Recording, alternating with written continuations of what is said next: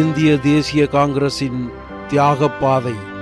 இந்திய சுதந்திர போராட்டத்தின் வரலாறு என்பது காங்கிரஸ் தலைவர்களின் தியாக வரலாறே. மகாத்மா காந்தி இந்திய விடுதலைக்காக பலமுறை சிறை சென்றவர்.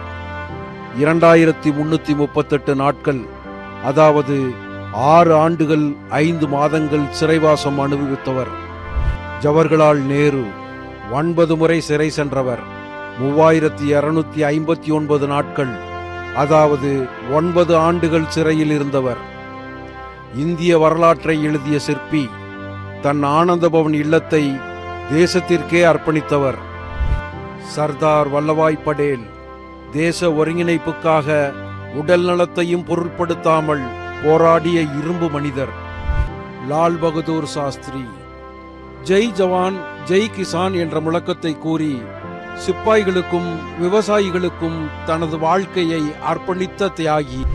CR தாஸ் தன் செல்வத்தையும் இல்லத்தையும் தேசத்திற்கும் மருத்துவமனைக்கும் தானமாக வழங்கியவர்.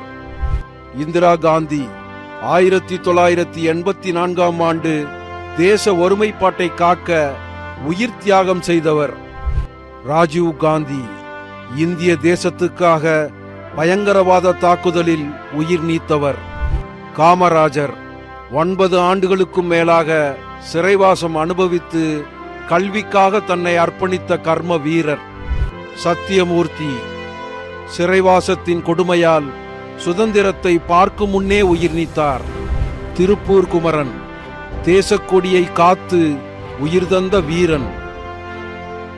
இது அரசியல் அல்ல, இது ஒரு தேசத்தை உருவாக்கிய தியாக வரலாறு. இந்திய தேசிய காங்கிரஸ் உருவான இந்த தினத்தில் எம் தியாகிகளுக்கு புகழஞ்சலி செலுத்துகிறோம். இப்படிக்கு புதுச்சேரி காங்கிரஸ்.